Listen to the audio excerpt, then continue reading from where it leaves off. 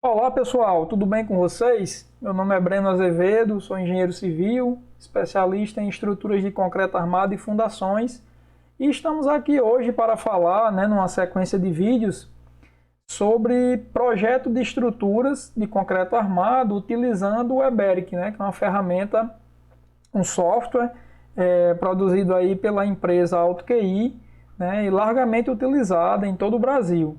Certo? Então vamos fazer um mini curso com alguns temas importantes do início, ao fim de um projeto, abordando alguns assuntos. E a ideia do vídeo hoje é a gente apresentar exatamente o que nós iremos falar. Vamos lá, pessoal?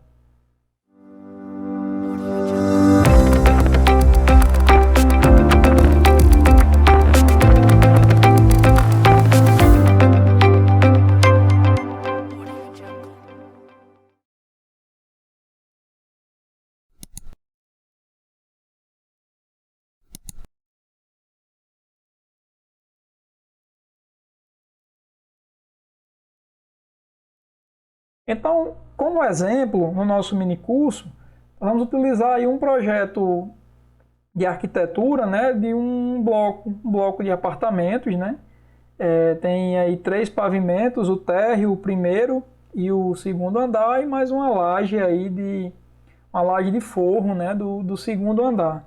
Aqui nós temos os níveis, desse prédio. Ele tem aí 12 metros e 15, até a parte mais alta aí, que é a tampa do reservatório, e ele vai servir aí como base para que a gente possa abordar os assuntos que nós iremos tratar, que são basicamente, nós iremos iniciar criando um projeto, no Eberic, e eu vou falar basicamente dos dois fluxos de projeto que nós temos. Um fluxo que eu chamo de fluxo CAD, que é quando nós recebemos um projeto de arquitetura em CAD, então nós temos que caminhar por uma direção, e vou falar sobre o fluxo BIM, que é um fluxo de trabalho moderno que está sendo utilizado cada vez mais, onde nós partimos de um projeto que foi trabalhado na metodologia BIM.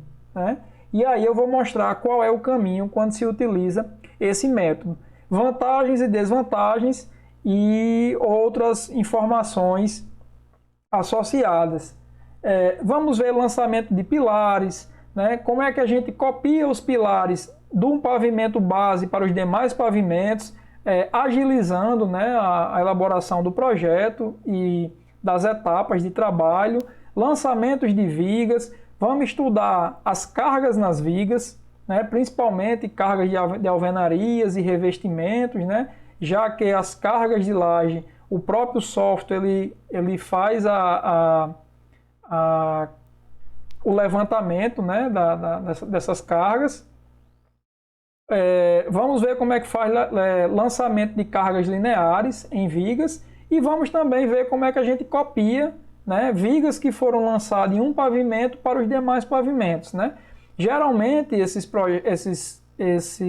projetos eles têm uma repetição de pavimentos. Então, se eu faço uma concepção de lançamento de vigas para um pavimento, a gente pode aproveitar essa concepção para os demais pavimentos. Então, vamos observar como é que a gente faz como é que a gente copia, essas vigas de um pavimento para o outro, agilizando também o nosso trabalho. Lançamentos de lajes nos pavimentos. Vamos estudar também as cargas nas lajes, conforme as normas brasileiras, e vamos também observar como é que a gente lança cargas em lajes, sejam elas lineares ou sejam elas cargas superficiais, tá bom?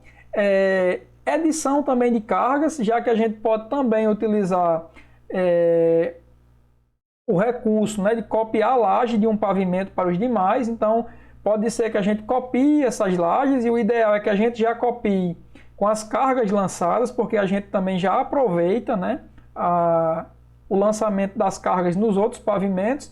Mas pode ser que, apesar de ir num pavimento X, a gente tenha as lajes, mas as cargas nessas lajes sejam diferentes. Então a gente vai ver como é que a gente edita as cargas nessa laje do pavimento em questão.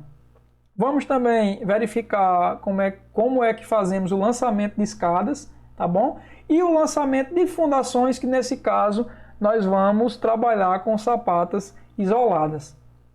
Vamos ver também algumas configurações do software, né? Como é que a gente configura a resistência do concreto, como é que nós configuramos os cobrimentos dos elementos estruturais, e isso aqui tem muito a ver com a classe de agressividade ambiental. As bitolas do aço, a gente pode alterar as bitolas, né, de acordo com o elemento que a gente esteja trabalhando. Então isso aí também é configurável pelo software. De repente você gosta mais de trabalhar com determinadas bitolas, ou de repente você tem uma facilidade de aquisição, então é possível que você limite, restrinja, né, ou indique qual é a bitola que você quer trabalhar em determinados elementos, né? Obviamente que entre elementos nós temos aí bitolas mínimas que são preconizadas pela norma. E também a pressão admissível do solo para efeito do cálculo geométrico da fundação. Então, depois que a gente faz a sondagem do solo e obtém o SPT, né, nós temos por alguns métodos como estimar, né, a pressão admissível do solo. Então, nós vamos ver a partir dessa pressão como é que a gente insere no software para que ele faça o dimensionamento geométrico da sapata conforme a pressão do solo no local. Vamos ver também a questão de esforços de vento no edifício, né? Como é que a gente configura, como é que a gente observa e analisa esses esforços. Depois, vamos ver o processamento do pórtico, né? Depois de todo o lançamento, toda a modelagem, processamento do pórtico e após o processamento, a análise dos esforços solicitantes no pórtico. Esforço axial, momento fletor, cortante, torçor e os deslocamentos. Vamos observar aí como é que nós fazemos essa leitura, né? E como é que altera a visão de um esforço para o outro, né? Para que a gente possa entender o dimensionamento dos elementos conforme aí a análise que foi feita, né, do pórtico. Após, né, vamos ver o dimensionamento dos elementos, vigas, pilares, vigas, lajes e fundações, e também analisar os elementos estruturais, né, conforme o estado limite de serviço. No caso, nós vamos avaliar como nós observamos, né, as flechas em vigas e lajes e quando elas estão aí dentro do limite, né, do limite estabelecido em norma, até onde é aceitável, né, e algumas estratégias que nós podemos lançar mão para reduzir essas flechas. Vamos avaliar alguns relatórios que são gerados pelo software, que pode nos levar, pode nos subsidiar a tomada de decisão, e também vinculação de vigas com pilar. E aí a gente vai estar trabalhando com redistribuição de esforços, né? Como a gente pode deixar a nossa estrutura mais econômica trabalhando com redistribuição de esforços na estrutura, exatamente com essa questão das vinculações. E aí, por fim, né, exportar o detalhamento que é feito após todo o dimensionamento. O software ele gera um detalhamento do projeto. E aí nós vamos gerar as plantas de locação, formas dos pavimentos e os detalhamentos dos elementos. Detalhamento dos pilares, detalhamentos de vigas, de lajes, escadas, reservatórios, né? E por fim, vamos aí também ter uma ideia de como organizar essas pranchas, né? Para deixar no ponto de imprimir, né? De enviar para impressão para entregar ao cliente, né? Então, não temos a intenção de esgotar o assunto. Todo mundo que trabalha com estrutura sabe que é um campo muito vasto, mas nós vamos dar uma passada, uma pincelada em todas essas etapas, né, utilizando aí o Weberic. É importante que você estude bastante o software que você vai utilizar, né? Leia o material, os manuais, para avaliar como o software avalia, né, cada coisa, como ele trabalha com cada coisa.